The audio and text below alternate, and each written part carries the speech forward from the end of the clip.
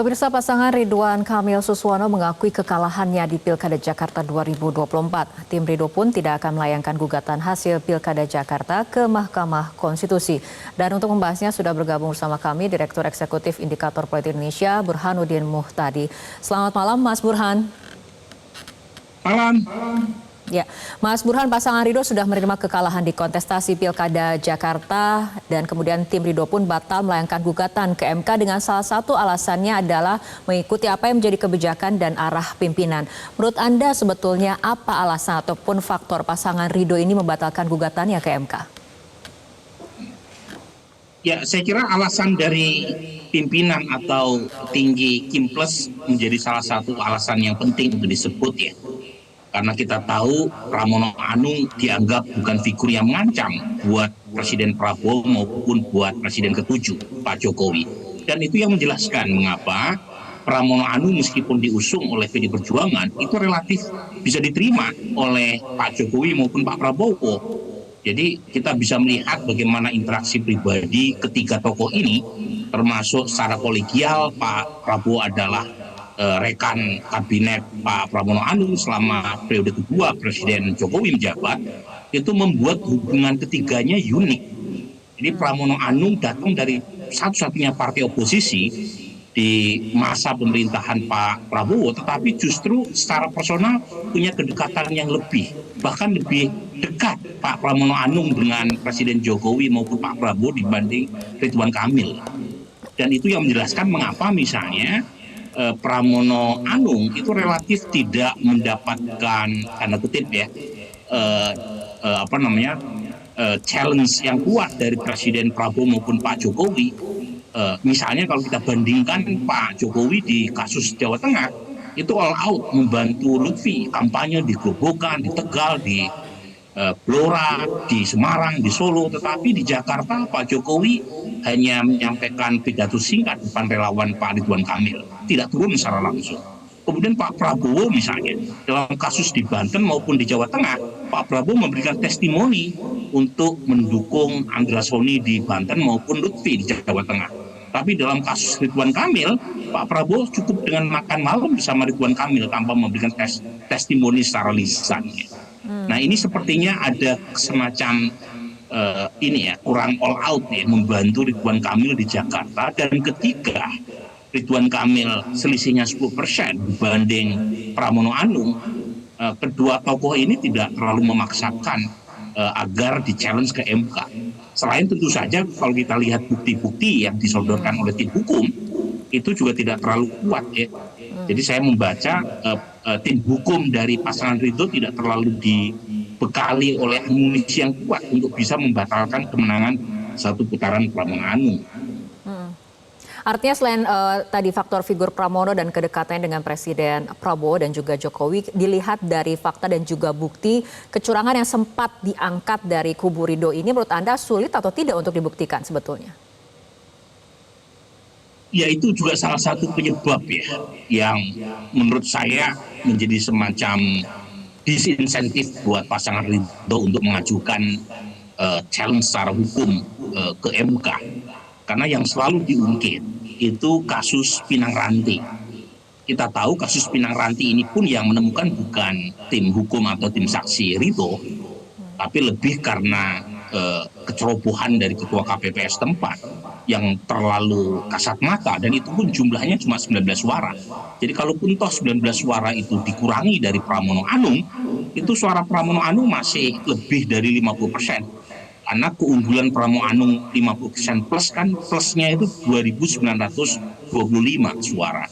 Kalaupun toh dikurangi 19 masih di atas 50%,07%. Kemudian yang kedua, selalu yang diungkit adalah undangan memilih yang tidak sampai ke pemilih di Jakarta.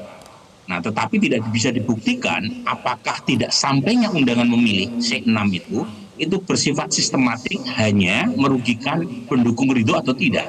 Nah, itu yang tidak berhasil dibuktikan minimal sejauh ini. Nanti ketika dibawa ke MK, hakim MK mudah sekali untuk menanyakan apakah tidak sampainya undangan memilih itu hanya ke pendukung pasangan Ridwan Kamil saja ataukah pasangan Pramono Anung juga dirugikan. Nah, sepertinya tidak mampu dibuktikan karena bukti yang harus dibawa itu harus lebih terang daripada cahaya. Nah, daripada membentur tembok, ya menurut saya apa yang dilakukan oleh pasangan Ridwan Kamil dengan menerima kekalahan itu sesuatu hal yang harus diapresiasi. Jadi ini pasangan ridho sudah ridho ya menerima hasil Pilkada Jakarta satu putaran untuk lawannya. Oke, Mas Burhan, soal tensi Pilkada Jakarta sendiri, kalau dari Pramono mengatakan Pilkada Jakarta tahun ini tensinya paling rendah, sementara RK sedikit berbeda pandangan karena mengatakan tensi Pilkada Jakarta tinggi. Menurut Anda tensi yang mana nih yang betul? Sebenarnya relatif rendah ya. Kalau kita bandingkan dengan Pilkada terakhir 2017. Jadi di 2017 itu polarisasi politiknya luar biasa, terutama yang berkaitan dengan isu politik identitas. Dan pada saat itu kohesi sosial terganggu karena menciptakan semacam demarkasi sosiologis, ya, demografis yang membuat warga Jakarta terbelah, baik di media sosial maupun di dunia nyata. Nah, tetapi saat yang sama polarisasi politik identitas di 2017 itu juga punya efek positif, Rara. Yaitu efek positifnya meningkatkan partisipasi. Jangan lupa partisipasi 2017 di Jakarta itu jauh lebih tinggi ketimbang sekarang. Saat itu 78% warga Jakarta menyalurkan dukungannya ya untuk pasangan yang bertarung.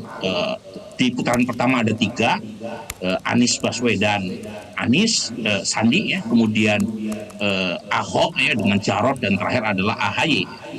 Di putaran kedua pun masih tinggi. Nah, di sekarang 2024 itu tidak ada lagi polarisasi berbasis politik identitas.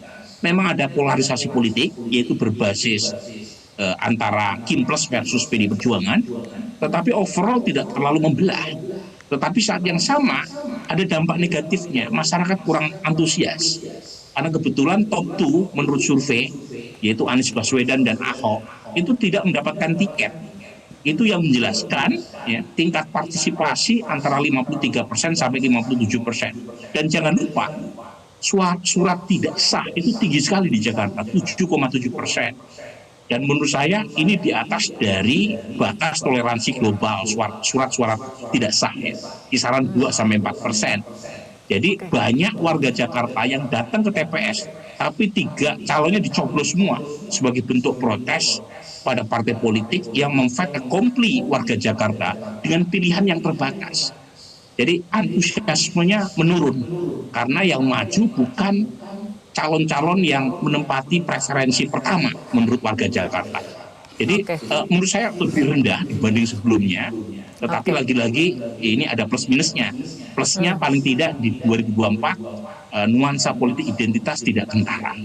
Oke, Mas Burhan, tidak ada sengketa di Pilkada Jakarta, tapi kedepannya akan seperti apa? Karena kan pasangan Pramono Rano ini hanya didukung oleh PDIP dan Hanura, dan hanya PDIP yang memperoleh kursi di DPRD Jakarta, sementara mayoritas kursi di DPRD Jakarta ini kan mendukung pasangan Ridho.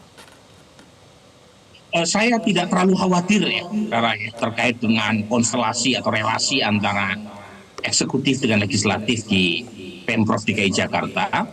Pertama karena partai politik kita setelah pemilu itu cenderung membentuk semacam kartel. Jadi mereka cenderung berbagi ya, power sharing, dan itu menjelaskan mengapa kepala daerah terpilih yang berasal dari partai kecil sekalipun itu relatif bisa survive di DPRD. Dan ini menjelaskan misalnya dalam kasus Anies Baswedan bukan orang partai, diusung oleh PKS dan Gerindra yang kita tahu 2017 bukan partai yang dominan di DPRD DKI Jakarta. Ketua DPRD-nya PD Perjuangan sebagai pemenang pemilu 2019, kemudian didukung oleh koalisi raksasa di belakang Pak Jokowi yang kebetulan menjadi oposisi karena Anies yang menang, tetapi Anies justru bisa menjalankan pemerintahan dengan sangat baik relasinya dengan DPRD. Jadi saya tidak khawatir Pramono Anung mampu melakukan hal yang serupa. Apalagi ya, Pramono Anung ini bukan figur yang threatening. Jadi dia figur yang unthreatening, yang dari awal mencoba bersikap rekonsiliatif, bahkan memberi sinyal perdamaian dengan Presiden Prabowo, dan karenanya mudah sekali buat Pramono Anung untuk mendapatkan dukungan termasuk dari Partai Kimbles di DPRD. Oke, baik. Terima kasih Mas Burhan telah berbincang bersama kami malam hari ini. Jelajahi cara baru mendapatkan informasi. Download Metro TV Extend sekarang.